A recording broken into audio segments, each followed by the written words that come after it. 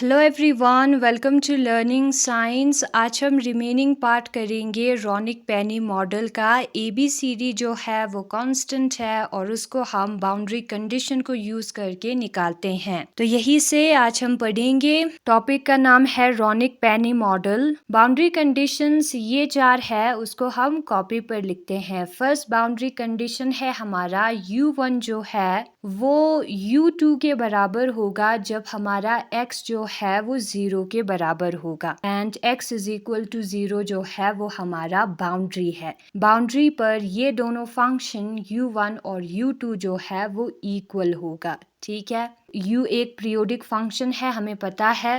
तो U1 के जगह पर उसका वैल्यू हम लिखते हैं। फर्स्ट बाउंड्री कंडीशन है ये। ठीक है, 4 और आएंगे तो यहाँ पर हम लिखते हैं a e raise to power iota alpha minus K X plus b e raise to power minus iota alpha plus K X जो है वो हमारा बराबर होगा c e raise to power beta minus iota K X plus d e raise to power minus beta plus iota K X के। अब यहाँ पर कंडीशन क्या है? हमारा कंडीशन ये है कि जो x है वो 0 के बराबर होगा। तो लिखते हैं हम यहाँ पर x के जगह पर 0। ठीक है, तो हमें क्या मिलेगा? a e raise to power 0 मिलेगा। 0 इंटू एनीथिंग 0 होता है। ठीक है, plus b e raise to power 0 आएगा क्योंकि x के जगह पर हमने 0 पुट किया है, is equal to c e raise to power 0 plus d e raise to power 0 आएगा। एनीथिंग रेस टू पावर 0 जो है वो 1 होता है, तो यहाँ पर जो e रेस टू पावर 0 है उसके जगह पर हमें 1 पुट करना है। तो हमें मिलेगा a1 plus b1 is equal to c into 1 plus d into 1। ठीक है, a इंटू 1 a होगा प्लस b इंटू 1 b होगा। a plus b is equal to c plus d हमें मिलेगा। ठीक है, इंटू 1 करेंगे वही टर्म आएगा। दूसरा बाउंड्री कंडीशन है हमारा differentiation of u1 with respect to x at x is equal to 0 जो है वो बराबर होगा differentiation of u2 with respect to x at x is equal to 0। ये u1 और u2 इक्वल है तो उसका डिफरेंशिएशन इक्वल आएगा। ठीक है, automatically boundary x is equal to 0 पर। तो यही जो u1 है हमारा उसका हमें डिफरेंशिएशन करना है। a कांस्टेंट है, u ही आएगा, with respect to x differentiate करना है। ठीक है, e raise to power x का differentiation e raise to power x ही होता है। फिर उसके बाद जो पावर में टर्म है उसका डिफरेंशिएशन होगा जो कि होगा i alpha minus K. x का differentiation with respect to x 1 होता है। ठीक है, फिर b वाले टर्म को यूं ही लिखना है। e रेस टू पावर इस वाले टर्म का डिफरेंशिएशन यही आएगा, e रेस टू पावर ये वाला टर्म। फिर उसके बाद इस पावर वाले टर्म का डिफरेंशिएशन करना है, ये कांस्टेंट है, x का डिफरेंशिएशन 1 आता है। और यहाँ पर बाउंड्री कंडीशन है हमारा x is equal to 0। Now हम u2 का डिफरेंशिएशन लिखेंगे। c e raise to power इस वाले टर्म का डिफरेंशिएशन यही आएगा, फिर इसका differentiation b minus iota K होगा प्लस d कांस्टेंट है, e raise to power negative of b plus iota K x का डिफरेंशिएशन वही होगा इनटू हमें क्या करना है, पावर में जो टर्म है उसका डिफरेंशिएशन करना है। x का डिफरेंशिएशन होगा, बाकी सारे टर्म कांस्टेंट है, x का डिफरेंशिएशन 1 होता है तो हमें मिलेगा b प्लस आयोटा के। और बाउंड्री कंडीशन को हम लिखेंगे जो कि हमारा है x इज इक्वल टू 0। फिर उसके बाद हम क्या करेंगे, फिर उसके बाद हम x के जगह पर 0 पुट करेंगे। एनीथिंग रेस टू पावर 0 1 होता है तो e का जो पावर वाला टर्म है वहां पर 1 आएगा और वो इनटू में होगा तो वो गायब हो जाएगा। ठीक है, 1 इंटू ये जो टर्म आएगा a आयोटा अल्फा माइनस के, तो यही a आयोटा अल्फा माइनस के आएगा। और यहाँ पर b ये वाला टर्म गायब हो जाएगा, negative of iota alpha minus के, प्लस इंटू माइनस माइनस होता है, minus b iota alpha plus के आएगा। ठीक है, माइनस नहीं, फिर c बीटा माइनस आयोटा के, फिर minus into plus minus d beta plus iota के आएगा। और ये जो पावर में टर्म है ना वो क्या हो गया है, वो 1 हो गया है। x के जगह पर 0 पुट करने की वजह से e रेस टू पावर 0 बन गया है। Anything raise to power 0 is equal to 1। तो यहाँ पर दूसरा बाउंड्री कंडीशन है u1 और u2 इक्वल होगा boundary x is equal to a पर। तो यहाँ पर x में फर्क है, x के जगह पर 0 नहीं a हमें पुट करना है। ठीक है, तो ये है हमारा तीसरा बाउंड्री कंडीशन, दूसरा वाला डिफरेंशिएशन था। तो ये जो टर्म है यहाँ पर हम x के जगह पर 0 नहीं पुट करेंगे, यहाँ पर पुट करेंगे a, तो हमें मिलेगा u1 का वैल्यू है ये, ठीक है। a e raise to power iota alpha minus K A plus b e raise to power minus iota alpha plus K A is equal to c e raise to power beta minus iota K A plus d e raise to power minus iota beta e raise to power minus beta plus iota K A, ठीक है। x के जगह पर a put किया है। ये u2 वाला function है जो कि रेंज b में होता है, नेगेटिव ऑफ b में, तो यहाँ पर हमें नेगेटिव ऑफ b यूज करना होगा, यहाँ पर माइनस और यहाँ पर प्लस आ जाएगा, ठीक है। तो ये है हमारा थर्ड बाउंड्री कंडीशन। और फोर्थ बाउंड्री कंडीशन, इसी फंक्शन का डिफरेंशिएशन इक्वल आएगा बाउंड्री पर, ठीक है। ये दोनों इक्वल है तो ऑटोमेटिकली उसका डिफरेंशिएशन भी इक्वल आएगा, तो बाउंड्री पर इनका डिफरेंशिएशन भी इक्वल होगा। डिफरेंशिएशन का वैल्यू हमने ऊपर निकाला था, उसी को हमें लिखना है, लेकिन यहाँ पर हमें x के जगह पर 0 नहीं a पुट करना है, तो हमें मिलेगा a आयोटा अल्फा माइनस के, ठीक है। यहाँ पर है e raise to power iota alpha minus K a, फिर आएगा यहाँ पर negative of b iota alpha plus K E raise to power negative of iota alpha plus K A, फिर आएगा यहाँ पर C E raise to power beta minus iota K B, ठीक है। एक्स के जगह पर हमें नेगेटिव ऑफ बी पुट करना है और beta minus iota K B आएगा, ओके, तो उसको हम लिखते हैं। फिर आएगा डी और हमें लिखना है नेगेटिव साइन, ठीक है। फिर आएगा बीटा प्लस आयोटा के और आएगा E raise to power negative of beta plus iota K, negative of B है तो ये प्लस बन जाएगा, ओके। तो ये चार इक्वेशन हमें मिलेगा बाउंड्री कंडीशन अप्लाई करने पर। ये पहला इक्वेशन है, ये है हमारा दूसरा वाला इक्वेशन, ये हमारा तीसरा इक्वेशन है और ये है हमारा fourth equation. A B C D का नॉन जीरो वैल्यू यानी कि A B C D equal to any non zero number, ठीक है। ए बी सी डी में से कोई भी नंबर जीरो नहीं होगा, ऐसा वैल्यू हमें तभी मिलेगा जब ये जो चार इक्वेशन हमें मिला है ना, उसका कोफिशिएंट 0 के बराबर होगा, उसके कोफिशिएंट का डिटर्मिनेंट, ठीक है, कोफिशिएंट का डिटर्मिनेंट 0 के बराबर होगा। तो पहले इक्वेशन का कोफिशिएंट है 1 1 1 1, उसको हम लिखेंगे, कोफिशिएंट को लिखा है, साइड चेंज करने की जरूरत नहीं है, ठीक है। दूसरे इक्वेशन का कोफिशिएंट है आयोटा अल्फा माइनस के negative of iota alpha plus के beta minus iota K negative of beta plus iota के। तीसरे इक्वेशन का कोफिशिएंट है ABCD का ई iota alpha minus K A E negative of iota alpha plus K A E negative of beta minus iota K E positive of beta plus iota K B आएगा, ठीक है, B है यहाँ पर। फिर चौथे इक्वेशन का कोफिशिएंट है ए का कोफिशिएंट, ए के साथ जो टर्म्स प्रेजेंट है उसी को कोफिशिएंट कहते हैं, वो है iota alpha minus K E raise to power iota alpha minus K A, और उसके साथ है negative of iota alpha plus K E raise to power negative of iota alpha plus K A. फिर आएगा यहाँ पर सी बीटा माइनस आयोटा के, फिर आएगा यहाँ पर E raise to power negative of beta minus iota K B, फिर आएगा यहाँ पर सी नहीं होगा, ठीक है, यहाँ पर डी नहीं होगा, कोफिशिएंट्स हमें लिखना है, तो आएगा negative of beta plus iota K E raise to power beta plus iota K B, okay. अगर आप पूछोगे कि यहाँ पर u1 और u2 का वैल्यू आपने कैसे निकाला, तो यहाँ पर आपको क्या करना होगा, ये जो टर्म है उसकी जगह पर एक्स स्क्वायर पुट करना होगा, यहाँ पर x, यहाँ पर कुछ नहीं आएगा, ठीक है। तो ये एक क्वाड्रेटिक इक्वेशन हमें मिल गया। तो क्वाड्रेटिक इक्वेशन में x का वैल्यू हमें कैसे मिलता है, negative of b plus minus under root of b square minus 4ac divided by 2a करके मिलता है। तो उसमें हमें दो आंसर मिलेगा जिसको हम e के पावर में लिखेंगे, ठीक है। ए और ई, बी और ई तो हमें लिखना ही है, ए और बी कांस्टेंट है, और ई के पावर में या साइन कोस फॉर्म में हमें आंसर मिलता है, पता है यहाँ पर। हाँ, ये डिटर्मिनेंट हमें निकालना होगा।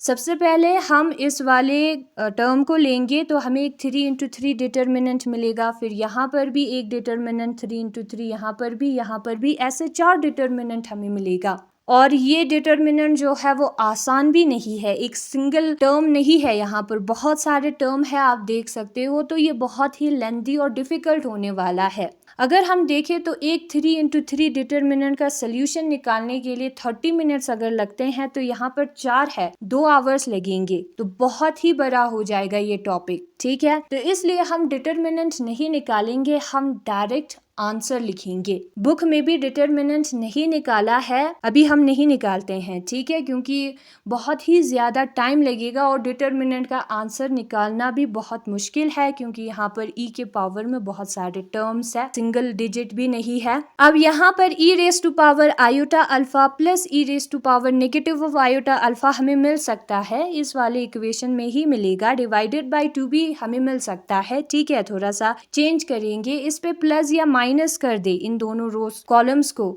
तो हमें क्या मिलेगा, ये वाला टर्म मिलेगा जो कि साइन अल्फा ए और कोस अल्फा ए के बराबर होगा। तो हमारे आंसर में यहाँ से आता है साइन अल्फा ए और कोस अल्फा ए। अगर आप पूछोगे तो कैसे आया, यहाँ पर बी है, मैंने आपको पहले बताया है। अब यहाँ पर E raise to power negative of beta B और E raise to power positive of beta B भी हमें मिल सकता है, और इन दोनों कॉलम्स को हम प्लस कर सकते हैं, ठीक है। हम यहाँ पर मैट्रिक्स ऑपरेशन कर सकते हैं, माइनस भी कर सकते हैं। डिवाइडेड बाई 2 लाना कोई मुश्किल बात नहीं है, 2 से इंटू और डिवाइड हम कर सकते हैं। तो ऐसा अगर कोई टर्म आएगा तो हमें साइन एच बीटा बी और कोस एच बीटा बी मिलेगा, इसलिए हमारे आंसर में साइन एच बीटा बी और कोस एच बीटा बी आया है, ठीक है। आंसर में आया है इसलिए समझा रही हूँ। और यहाँ पर कोस के ए प्लस कोस के बी भी हमें मिलता है। तो on solving the determinant we get, इस डिटर्मिनेंट को सॉल्व करने के बाद हमें क्या मिलता है, साइन ऑफ अल्फा ए और sine of H beta B मिलता है, ठीक है। कोस ऑफ अल्फा ए और cos of H beta B मिलता है इनटू में, और वो हमारा बराबर होगा कोस of K A plus B के को कॉमन बाहर निकालना, या कोस ऑफ के ए प्लस के बी के।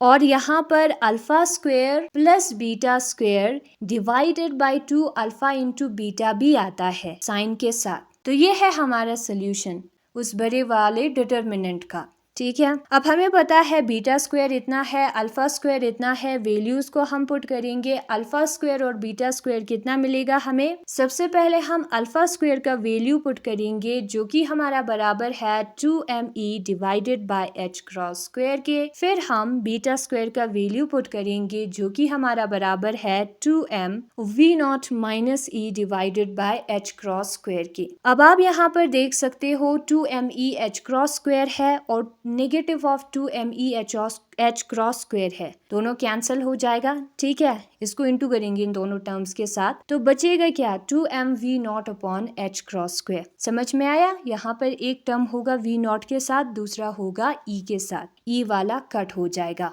तो alpha square plus beta square की जगह पर हम लिखेंगे 2mv not divided by h cross square, और डिवाइडेड में 2 अल्फा इंटू बीटा भी है, उसको भी लिखना है। फिर उसके बाद हम बाकी टर्म्स लिखेंगे जिसमें आता है sine alpha A sine H beta B plus cos H beta B cos alpha A, और वो हमारा इक्वल होगा कोस के ए प्लस बी के। यहाँ पर 2 कैंसिल हो जाएगा, एक ऊपर दूसरा नीचे प्रेजेंट है, बचेगा यहाँ पर mv not divided by h cross square alpha into beta. फिर हमें लिखना है साइन h बीटा बी, उसके साथ आएगा साइन ऑफ अल्फा ए, फिर प्लस हमें करना है कोस h बीटा बी, उसके साथ आएगा कोस अल्फा ए, और वो हमारा बराबर होगा कोस of K A plus B के। एज b टेंड्स टू 0, जब b हमारा 0 को टेंड करता है, इसको हम और सिंपल बनाते हैं, ठीक है। तब क्या होता है, sine of h beta b जो है वो हमारा टेंड करने लगता है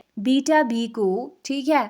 जब थीटा 0 को टेंड करेगा, साइन ऑफ थीटा थीटा को टेंड करेगा, ऐसे आप याद रख सकते हो, ठीक है, विच इज 0। और cos of h beta b जो है वो 1 को टेंड करेगा। कोस ऑफ 0 जो है क्या होता है, 1 होता है, तो ऐसे आप याद रख सकते हो। तो यहाँ पर हम लिखेंगे mv not h cross square alpha beta, फिर हम लिखेंगे beta b sine of h beta b के जगह पर साइन ऑफ अल्फा a, फिर हम लिखेंगे यहाँ पर 1 plus 1 into cos of alpha a जो है वो हमारा बराबर होगा cos of k a plus b के। अब यहाँ पर ये बीटा और ये बीटा कैंसिल हो जाएगा, बचेगा mv not b divided by h cross square alpha, sine of alpha A plus cos of alpha A into 1 करेंगे तो वही आएगा is equal to cos of K A, क्योंकि बी हमारा 0 को टेंड कर रहा है यानी कि बी के जगह पर 0 लिखेंगे, ए प्लस 0 इज इक्वल टू ए, तो कोस ऑफ के ए आएगा। उसी टर्म को दोबारा लिखते हैं नेक्स्ट पेज पर,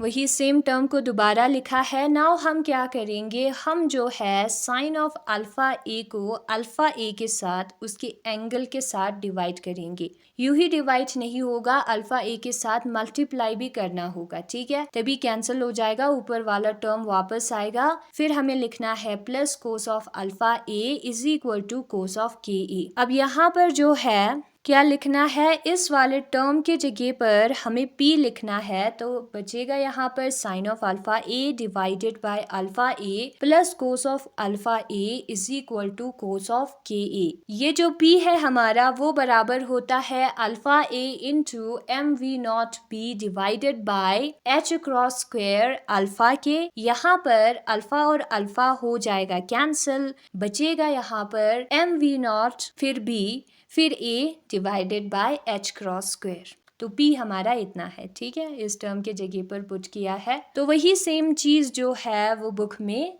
दिया है। यहाँ तक हमने पहले किया था। फिर हम बाउंड्री कंडीशंस अप्लाई करेंगे। u1 और u2 जो है x इज इक्वल टू 0 और x is equal to a और नेगेटिव b पर इक्वल होगा एंड हेंस उनका डिफरेंशिएशन भी। तो u1 के जगह पर उसका वैल्यू हम लिखेंगे, x के जगह पर 0 पुट करेंगे, u2 के जगह पर उसका वैल्यू लिखेंगे, x के जगह पर 0 पुट करेंगे, वो दोनों इक्वल होगा, तो उससे हमें ये वाला इक्वेशन मिलेगा। और उसी तरीके से डिफरेंशिएट करने के बाद जब हम x के जगह पर 0 पुट करेंगे तो ये वाला इक्वेशन, और यहाँ पर x के जगह पर a और नेगेटिव b पुट करना है, तो ये दो इक्वेशन हमें मिलेगा, एक डिफरेंशिएशन है, एक दूसरा विदाउट डिफरेंशिएशन है। अब ये जो इक्वेशंस है उनका non zero value of ABCD तभी होगा जब ABCD कोफिशिएंट्स का डिटरमिनेंट 0 के बराबर होगा। तो डायरेक्ट कोफिशिएंट्स लिखना है विदाउट एनी साइड चेंज और चेंज इन साइन, और इसका जब हम डिटरमिनेंट निकालते हैं तो ये है हमारा सोल्यूशन। अब इस सोल्यूशन को और ज्यादा सिंपल करने के लिए रोनिक और पेनी ने क्या किया, कंसिडर किया कि जो V0 है हमारा जो पोटेंशियल है वो इन्फिनिटी को टेंड कर रहा है, तो उस केस में जो हमारा B है वो 0 को टेंड करेगा, लेकिन जो प्रोडक्ट है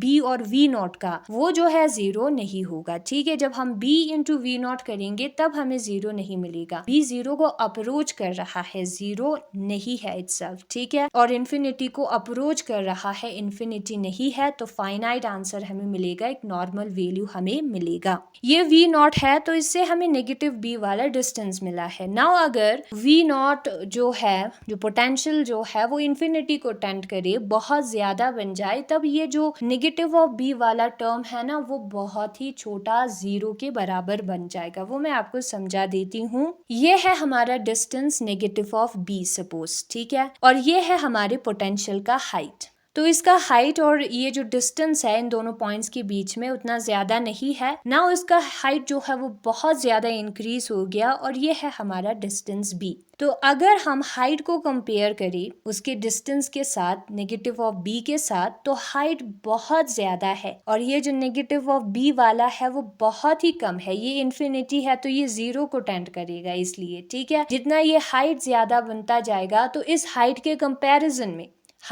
कंपैरिजन में ये जो डिस्टेंस है वो कम होता जाएगा जितना हाइट इंक्रीज होगा, ठीक है। हाइट को कंपेयर करके है, तो वही चीज ये कहना चाहता है। लेकिन B इंटू V0 फाइनाइट रहेगा, और B इंटू V0 को हम बैरी स्ट्रेंथ कहते हैं, तो पोटेंशियल बैरियर जो है वो हमारा डेल्टा का फंक्शन बन जाएगा। और इस सर्कमस्टांस में क्या होगा, इस सर्कमस्टांस में मैंने आपको बता दिया है, जब B टेंड्स टू 0 होगा, sine of H beta B के जगह पर हमें पुट करना है बीटा B, और cos of H beta B के जगह पर हमें पुट करना है 1। तो हमें जो है ये वाला इक्वेशन मिलेगा, beta square plus alpha square divided by 2 alpha beta का वैल्यू पुट करना है, और P हमें लिखना है अल्फा ए के साथ इंटू और डिवाइड करने के बाद, तो P हमारा इतना आएगा। और ये जो है हमें area V0B of potential barrier, potential barrier के एरिया के बारे में बताएगा। और जितना P का वैल्यू ज्यादा होगा उतना मोर स्ट्रांगली जो है इलेक्ट्रॉन उस पोटेंशियल वेल से बाउंडेड होगा, वो पोटेंशियल वेल इलेक्ट्रॉन को जाने नहीं देगा, ठीक है, बाउंड करेगा, बाउंड्री क्रिएट करेगा, वही लिखा है यहाँ पर। तो यही है आज का हमारा टॉपिक।